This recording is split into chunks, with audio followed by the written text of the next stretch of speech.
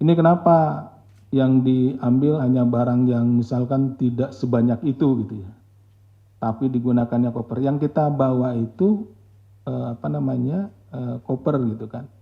Dan itu disimpan di tempat yang menurut kami itu aman gitu. Kita menempatkan barang itu. Jadi bukan, kita juga tidak pernah men-statement bahwa yang diambil itu atau yang disita itu adalah sebanyak atau sebanyak yang koper, sebesar yang di koper itu gitu. Tidak pernah kita statement. Tapi penyidik akan menyimpan barang-barang yang disita itu pada tempat atau tempat penyimpanan yang aman gitu. Yang kita bawa tempat penyimpanan yang aman itu adalah koper. Nah, kalau kita tenteng-tenteng di plastik itu kan nanti rawan untuk tertinggal, jatuh dan yang lain. Yang paling cocok yang digunakan untuk membawa ya cover gitu, seperti itu.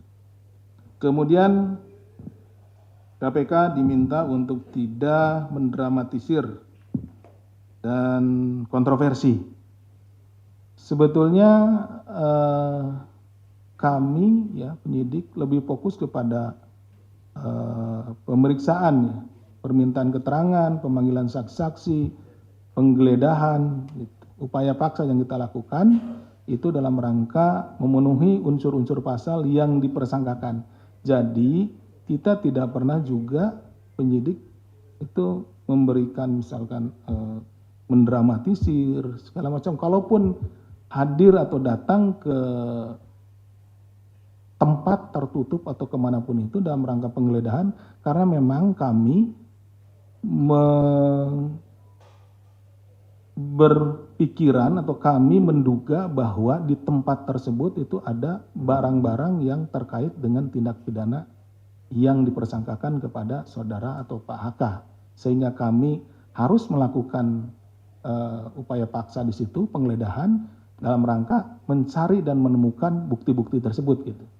Jadi bukan dalam rangka misalkan sekarang ke rumahnya di Bekasi itu dianggap mendramatisir atau kemudian kebagusan, tidak, karena memang kami dalam rangka mencari atau memanggil seseorang, misalkan manggil si A atau si B, itu bukan dalam rangka mendramatisir, tapi kami membutuhkan keterangannya untuk membuktikan atau melengkapi unsur-unsur pasal yang dipersangkakan kepadanya. Itu mungkin yang bisa kami sampaikan. Silakan untuk bahwa dalam rangka melaksanakan tugas, penyidik khususnya penggeledahan ya, penyidik juga membawa perlengkapan mulai dari alat-alat dokumentasi, rompi, administrasi, dan itu juga disimpan di koper sehingga bila ada capturean atau pertanyaan kenapa harus bawa koper karena yang disita cuma sedikit, ya memang defaultnya barang-barang perlengkapan yang dibawa oleh penyidik itu harus disimpan dalam koper. Demikian. Oke, kita lanjut untuk sesi BP. Fatah Syupi PKB, Amir Uskara itu P3, Eki Awal Muharrem PKS. Itu pertama, soal aliran dana. Apakah pihak-pihak anggota DPR ini bakal dipanggil ke depannya? Dan yang kedua, katanya ada upaya peredam penyelidikan. Meredam penyelidikan. Ini saya dapat kabar bahwa Rajiv menghubungi Pak Ribut, Kapolda Jateng, dan akhir dari pertemuan itu Pak Ribut ngajak ketemu Pak Asep buat bahas masalah CSR BI ini agar penyelidikannya nggak sampai ke anggota DPR lain. Katanya ada pertemuan di Kebayoran, itu benar atau tidak? Yang itu aja saya kembalikan.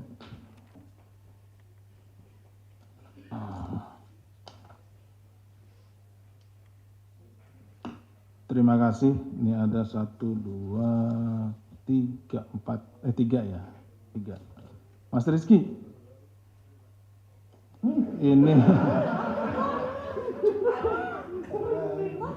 Ini beberapa perusahaan menerima uangnya terkait dengan PT Taspen. Bagaimana nasibnya? Tadi sudah saya sampaikan bahwa kita akan mendalami aliran daripada dana tersebut, kemana mengalirnya tentunya, dan kita sering saya sampaikan kita mengikuti metode follow the money dan tentu kita akan periksa dan paling tidak kita akan minta untuk dikembalikan uang yang hasil dari tindak pidana korupsi itu. Nah, tapi kalau memang juga nanti ternyata bahwa perusahaan-perusahaan tersebut atau person-person orang-orang yang ada di situ terlibat dalam persekongkolan melakukan tindak pidana korupsi, ya tentu kita akan tangani juga, itu ya akan kita jadikan tersangka. Kemudian ada mantan penyidik, ya kan itu ya menyatakan keterlibatan pimpinan lama, ya. Ini apakah akan dipanggil yang bersangkutan ini? Ini sedang kita dalami. Jadi beberapa penyidik juga kita minta keterangan ya saat ini di perkara ini. Penyidik-penyidik yang saat ini ada di luar, gitu ya, sudah tidak berdinas lagi di KPK. Kita minta keterangan seperti apa penanganan perkara pada saat itu. Ini dan dari keterangan-keterangan itu tentunya apabila ada hal-hal yang kita anggap perlu untuk dikonfirmasi terhadap siapapun yang disebut, ya nanti kita akan konfirmasi, nanti ditunggu saja. Kemudian